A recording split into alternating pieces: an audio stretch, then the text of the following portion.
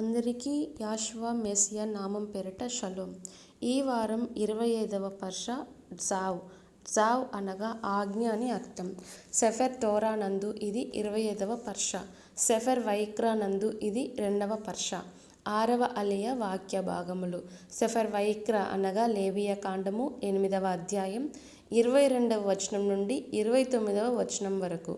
6వ అలియ క్లుప్త వివరణ. ఈ 6వ పట్టణంలో మోషే ప్రతిష్ఠిత కోసం 2 పొట్టెలను తీసుకువచ్చారు. అహరోను మరియు అతని కుమారులు ఆ పొట్టెల తలపై తమ చేతులను ఉంచారు. అది వధించబడింది. మోషే దాని రక్తంలో కొంత భాగాన్ని అహరోను మరియు అతని కుమారుల కుడి చెవుల మీద, వారి కుడి చేతుల బొటను వేళ్లపై మరియు వారి కుడి పాదాల బొటను వేళ్లపై పూశారు. అప్పుడు మోషే ఆ జంతువు యొక్క క్రొవ్వు, విశాలమైన తోక, కాలేయం, మూత్రపిండాలు మరియు కుడి తొడ యొక్క పొడుచుకు వచ్చిన భాగాన్ని బలిపీఠం మీద పులియని రొట్టె, నూనె మరియు ప్రతిష్ఠార్పణగా ఒక పొరతో కాల్చారు. మోషే ఎలోహిం ముందు రొమ్మును పైకి లేపి తన భాగం తీసుకున్నారు.